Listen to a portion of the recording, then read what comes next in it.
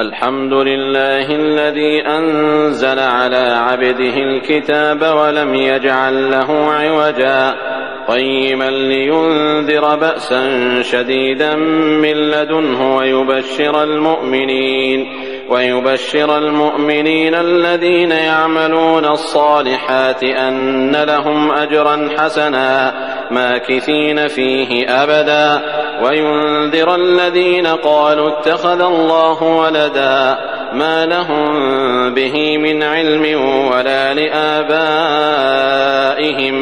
كبرت كلمة تخرج من أفواههم إن يقولون إلا كذبا فلعلك باخع نفسك على آثارهم إن لم يؤمنوا بهذا الحديث أسفا إنا جعلنا ما على الأرض زينة لها لنبلوهم أيهم أحسن عملا وإنا لجاعلون ما عليها صعيدا جرزا أم حسبت أن أصحاب الكهف والرقيم كانوا من آياتنا عجبا إذ أوى الفتية إلى الكهف فقالوا ربنا آتنا من لدنك رحمة وهيئ لنا من أمرنا رشدا فضربنا على آذانهم في الكهف سنين عددا ثم بعثناهم لنعلم أي الحزبين أحصى لما لبثوا أمدا نحن نقص عليك نبأهم بالحق إنهم فتية آمنوا بربهم وزدناهم هدى وربطنا على قلوبهم إذ قاموا فقالوا ربنا رب السماوات والأرض لن ندعو من دونه إلها لقد قلنا إذا شططا هؤلاء قومنا اتخذوا من دونه آلهة لولا يأتون عليهم بسلطان بين فمن أظلم ممن افترى على الله كذبا وإذ اعتزلتموهم وما يعبدون إلا الله فأووا إلى الكهف ينشر لكم ربكم من رحمته ويهيئ لكم من أمركم مرفقا وترى الشمس إذا طلعت تزاور عن كهفهم ذات اليمين وإذا غربت تقرضهم ذات الشمال وهم في فجوة منه ذلك من آيات الله من يهد الله فهو المهتد ومن يضلل فلن تجد له وليا مرشدا وتحسبهم أيقاظا وهم رقود ونقلبهم ذات اليمين وذات الشمال وكلبهم باسط ذراعيه بالوصيد لو اطلعت عليهم لوليت منهم فرارا ولملئت منهم رعبا وكذلك بعثناهم ليتساءلوا بينهم قال قائل منهم كم لبثتم قالوا لبثنا يوما أو بعض يوم قالوا ربكم أعلم بما لبثتم فابعثوا أحدكم بورقكم هذه إلى المدينة فلينظر أيها أزكى طعاما فليأتكم برزق منه وليتلطف ولا يشعرن بكم أحدا إنهم إن يظهروا عليكم يرجموكم أو يعيدوكم في ملتهم ولن تفلحوا إذا أبدا وكذلك أعثرنا عليهم ليعلموا أن وعد الله حق وأن الساعة لا ريب فيها إذ يتنازعون بينهم أمرهم فقالوا بنوا عليهم بنيانا ربهم أعلم بهم قال الذين غلبوا على أمرهم لنتخذن عليهم مسجدا سيقولون 3 رابعهم كلبهم ويقولون 5 سادسهم كلبهم رجما بالغيب ويقولون 7 وثامنهم كلبهم قل ربي أعلم بعدتهم ما يعلمهم إلا قليل فلا تمار فيهم إلا مراء ظاهرا ولا تستفت فيهم منهم أحدا ولا تقولن لشيء إني فاعل ذلك غدا إلا أن يشاء الله واذكر ربك إذا نسيت وقل عسى أن يهديني ربي لأقرب من هذا رشدا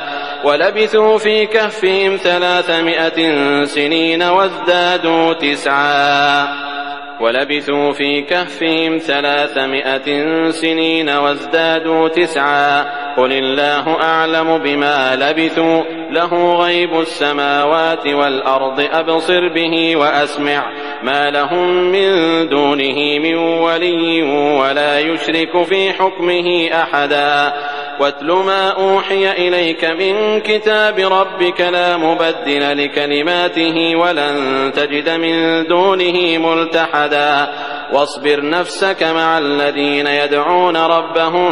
بالغداة والعشي يريدون وجهه ولا تعد عيناك عنهم تريد زينة الحياة الدنيا ولا تطع من أغفلنا قلبه عن ذكرنا واتبع هواه وكان أمره فرطا وقل الحق من ربكم فمن شاء فليؤمن ومن شاء فليكفر إنا أعتدنا للظالمين نارا أحاط بهم سرادقها وإن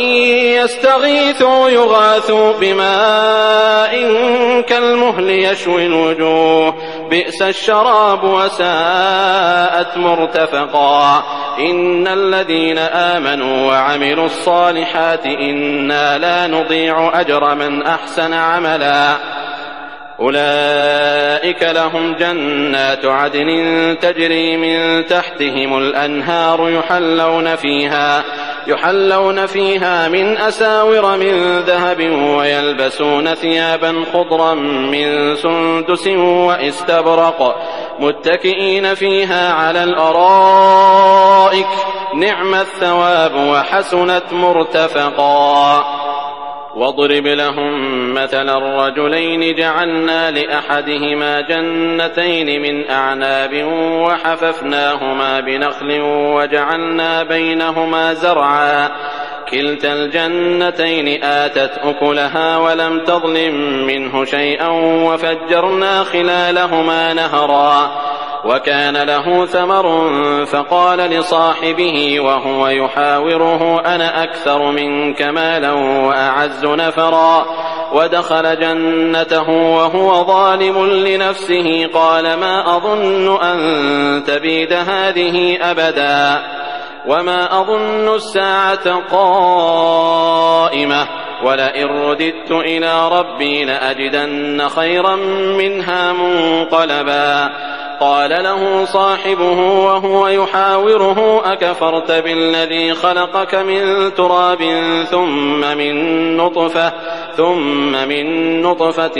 ثم سواك رجلا لكن هو الله ربي ولا أشرك بربي أحدا ولولا إذ دخلت جنتك قلت ما شاء الله لا قوة إلا بالله إن ترني أنا أقل منك مالا وولدا فعسى ربي أن يؤتيني خيرا من جنتك ويرسل عليها حسبانا من السماء فتصبح صعيدا زلقا أو يصبح ماؤها غورا فلن تستطيع له طلبا وأحيط بثمره فأصبح يقلب كفيه على ما أنفق فيها وهي خاوية على عروشها ويقول يا ليتني لم أشرك بربي أحدا ولم تكن له فئة ينصرونه من دون الله وما كان منتصرا هنالك الولاية لله الحق هو خير ثوابا وخير عقبا واضرب لهم مثل الحياة الدنيا كماء أنزلناه من السماء فاختلط به فاختلط به نبات الأرض فأصبح هشيما تذروه الرياح وكان الله على كل شيء مقتدرا. المال والبنون زينة الحياة الدنيا والباقيات الصالحات خير عند ربك ثوابا وخير أملا. ويوم نسير الجبال وترى الأرض بارزة وحشرناهم فلم نغادر منهم أحدا وعرضوا على ربك صفا لقد جئتمونا كما خلقناكم أول مرة بل زعمتم أن لن نجعل لكم موعدا. ووضع الكتاب فترى المجرمين مشفقين مما فيه ويقولون يا ويلتنا ما لهذا الكتاب لا يغادر صغيرة ولا كبيرة إلا أحصاها ووجدوا ما عملوا حاضرا ولا يظلم ربك أحدا. وإذ قلنا للملائكة اسجدوا لآدم فسجدوا إلا إبليس كان من الجن ففسق عن أمر ربه أفتتخذونه وذريته أولياء من دوني وهم لكم عدو بئس للظالمين بدلا. ما أشهدتم خلق السماوات والأرض ولا خلق أنفسهم وما كنت متخذ المضلين عضدا. ويوم يقول نادوا شركائي الذين زعمتم فدعوهم فلم يستجيبوا لهم وجعلنا بينهم موبقا. ورأى المجرمون النار فظنوا أنهم مواقعوها ولم يجدوا عنها مصرفا. ولقد صرفنا في هذا القرآن للناس من كل مثل وكان الإنسان أكثر شيء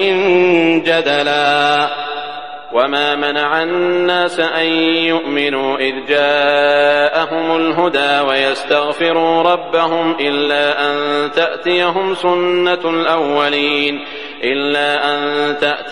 سنة الأولين أو يأتيهم العذاب قبلا. وما نرسل المرسلين إلا مبشرين ومنذرين ويجادل الذين كفروا بالباطل ليدحضوا به الحق واتخذوا آياتي وما أنذروا هزوا. ومن أظلم ممن ذكر بآيات ربه فأعرض عنها ونسي ما قدمت يداه إنا جعلنا على قلوبهم أكنة أن يفقهوه وفي آذانهم وقرا وإن تدعهم إلى الهدى فلن يهتدوا إذن أبدا. وربك الغفور ذو الرحمة لو يؤاخذهم بما كسبوا لعجل لهم العذاب بل لهم موعد لن يجدوا من دونه موئلا. وتلك القرى أهلكناهم لما ظلموا وجعلنا لمهلكهم موعدا. وإذ قال موسى لفتاه لا أبرح حتى أبلغ مجمع البحرين أو أمضي حقبا فلما بلغا مجمع بينهما نسيا حوتهما فاتخذ سبيله في البحر سربا. فلما جاوزا قال لفتاه آتنا غداءنا لقد لقينا من سفرنا هذا نصبا. قال أرأيت إذ أوينا إلى الصخرة فإني نسيت الحوت وما أنسانيه إلا الشيطان أن أذكره واتخذ سبيله في البحر عجبا. قال ذلك ما كنا نبغ فارتدا على آثارهما قصصا فوجدا عبدا من عبادنا آتيناه رحمة من عندنا وعلمناه من لدنا علما. قال له موسى هل أتبعك على أن تعلمني مما علمت رشدا قال إنك لن تستطيع معي صبرا وكيف تصبر على ما لم تحط به خبرا. قال ستجدني إن شاء الله صابرا ولا أعصي لك أمرا. قال فإن اتبعتني فلا تسألني عن شيء حتى أحدث لك منه ذكرا. فانطلقا حتى إذا ركبا في السفينة خرقها قال أخرقتها لتغرق أهلها لقد جئت شيئا إمرا قال ألم أقل إنك لن تستطيع معي صبرا قال لا تؤاخذني بما نسيت ولا ترهقني من أمري عسرا فانطلقا حتى إذا لقيا غلاما فقتله قال أقتلت نفسا زكية بغير نفس لقد جئت شيئا نكرا قال ألم أقل لك إنك لن تستطيع معي صبرا قال إن سألتك عن شيء بعدها فلا تصاحبني قد بلغت من لدني عذرا فانطلقا حتى إذا أتيا أهل قرية استطعما أهلها فأبوا أن يضيفوهما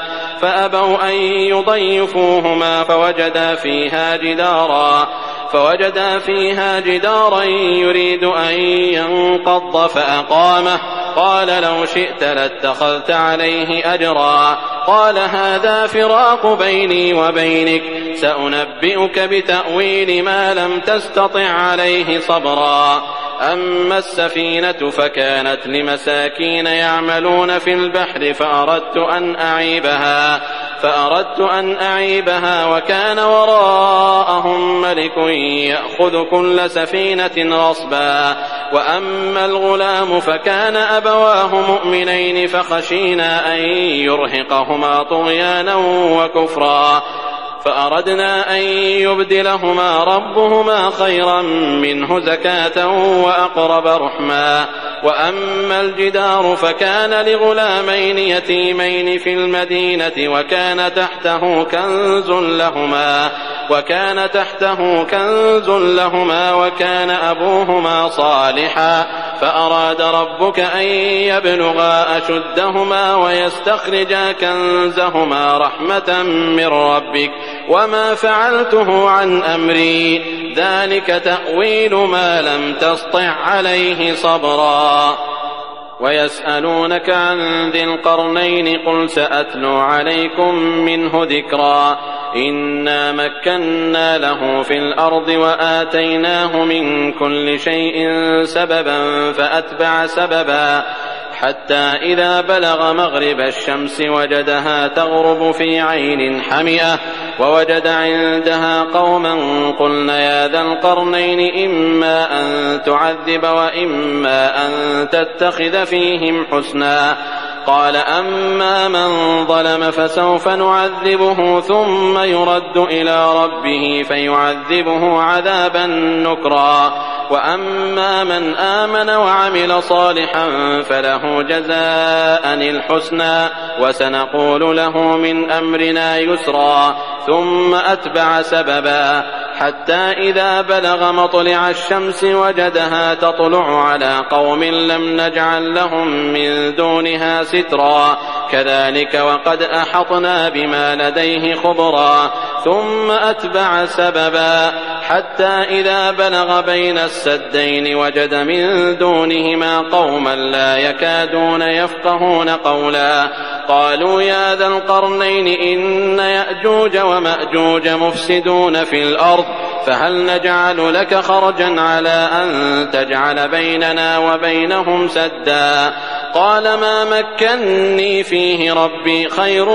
فأعينوني بقوة أجعل بينكم وبينهم ردما آتوني زبر الحديد حتى إذا ساوى بين الصدفين قال انفخوا حتى إذا جعله نارا قال آتوني أفرغ عليه قطرا فما استطاعوا أن يظهروه وما استطاعوا له نقبا قال هذا رحمة من ربي فإذا جاء وعد ربي جعله دكاء وكان وعد ربي حقا وتركنا بعضهم يومئذ